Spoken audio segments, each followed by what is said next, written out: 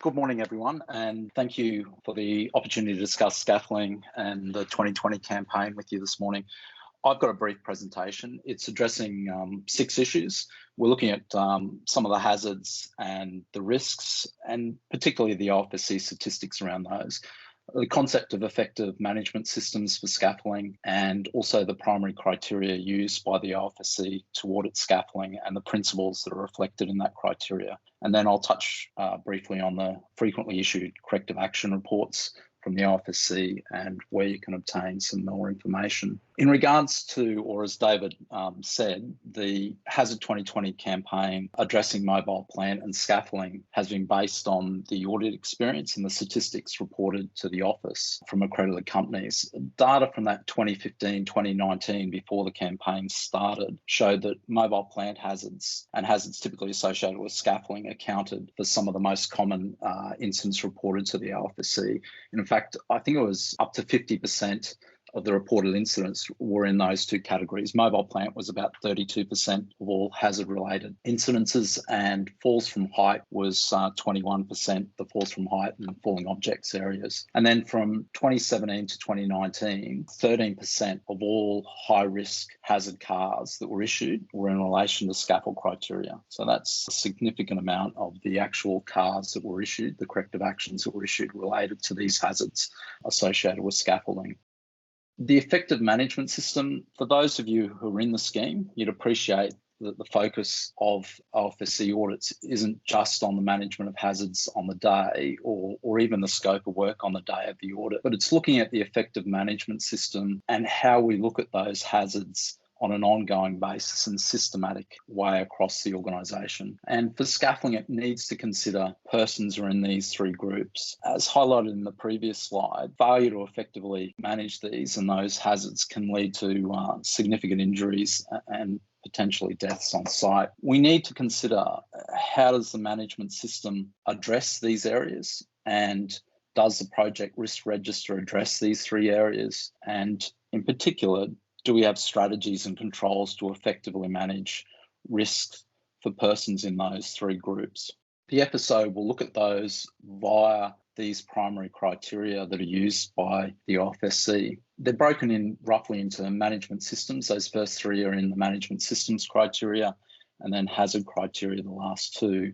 If you look at some of those, the risk assessment category, the hazard identification, risk assessment and control, has 7 sub-criteria, and they range from training in the company methodology and tools of how to do a project risk register, the completion of that project risk register, the auditors looking at how scaffolding hazards have been addressed and what controls are being proposed. How we've considered the impacts on other stakeholders is a key component of that risk assessment area that we've got to consider. Also, process to manage and evaluate the effectiveness of those strategies and how we're going back over those. Are they working? And as Josephine highlighted, if we're finding problems, what are we going to do to correct those? The second area, the management of subcontractors. Look, this isn't always applicable, but where we are subcontracting scaffolding work, we've got to look at how we select those subcontractors. Are we looking at a risk assessment approach? If we're identifying deficiencies with the contractor we're proposing to use, how are we putting in place controls to overcome any identified deficiencies we may have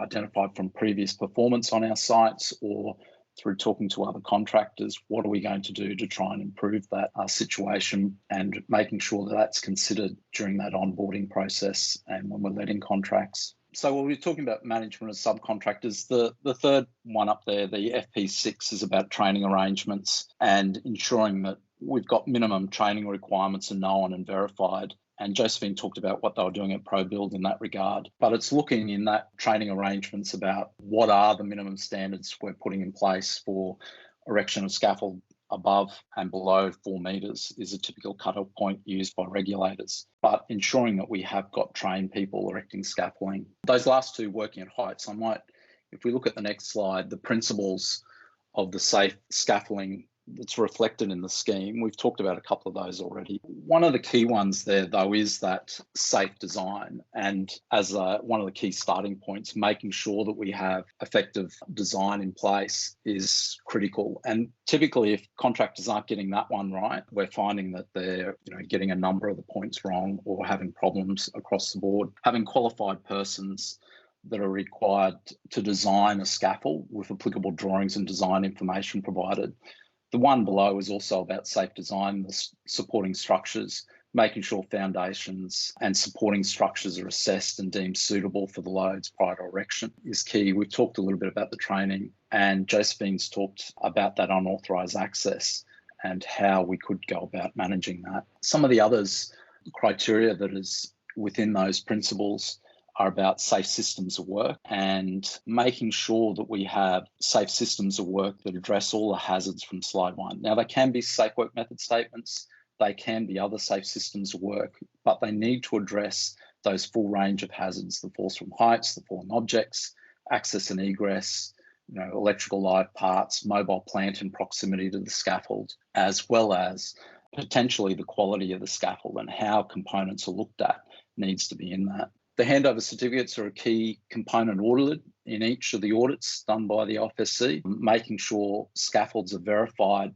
to that design that we put forward at the beginning there, making sure the handover certificates reflect what is the design and that they're being certified that they meet that requirement. And the regular inspections, as Josephine mentioned, that we all have systems to regularly inspect scaffolds. We rely on standards, the Australian standards and other legislation to give us guidance on minimum requirements there. But we need to consider if issues are being identified, do we need to increase the frequencies of those inspections or introduce new controls? And if scaffolds are being tampered with, we need to take action to address that. We shouldn't just wait till the next inspection and say, oh, we found it again a month later. We've got to put in place controls. The emergency procedures, typically the auditor will look at two areas there. The types of emergencies that could come about through scaffolding work, as well as how scaffolding may fit into the emergency procedures. If we're relying on scaffolding as part of our emergency exits and egress, that we're looking at have they been designed for those kind of loadings and those requirements. In regards to frequently issued corrective actions, David touched on these. Those first three there, the H5.4, 5.6 and 5.7, which are about the scaffold plan, about verifying is correctly installed and regular inspection, they've resulted in 40% of the projects being issued CARs where this criteria has been looked at. It's quite high. That's in the October 2020 to March 21 statistics.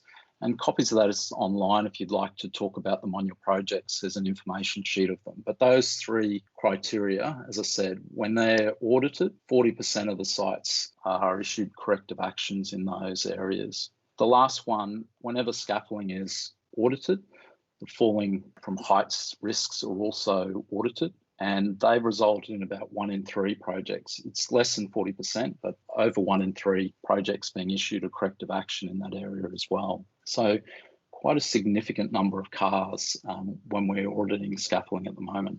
As far as further information, I've probably gone over my allocated time, but these last 2 slides just give you where you can get some fact sheets. And in particular, you'll find there's great examples of handover certificates available both at that Safe Work Australia guidance material level and the individual state regulators and territory regulators have their own examples of both handover inspections, inspection checklists, and more information about designing scaffolds that can be looked at. There is a lot more information on the OFSC scaffold fact sheet, and in particular, I'd point you to the last section of that scaffold fact sheet has example processes to meet each of the criteria, each of the scheme criteria associated with scaffolding. All the ones we've broadly talked about, they'll have an example of how you could meet that criteria. I also understand some of you might be interested. I think WorkSafe Health and Safety Queensland is on the cusp of releasing a new code of practice in Queensland. So looking forward to seeing that come out hopefully this year. But as I said, if you want more information, that scaffold fact sheet is definitely an area where you can get a lot more information.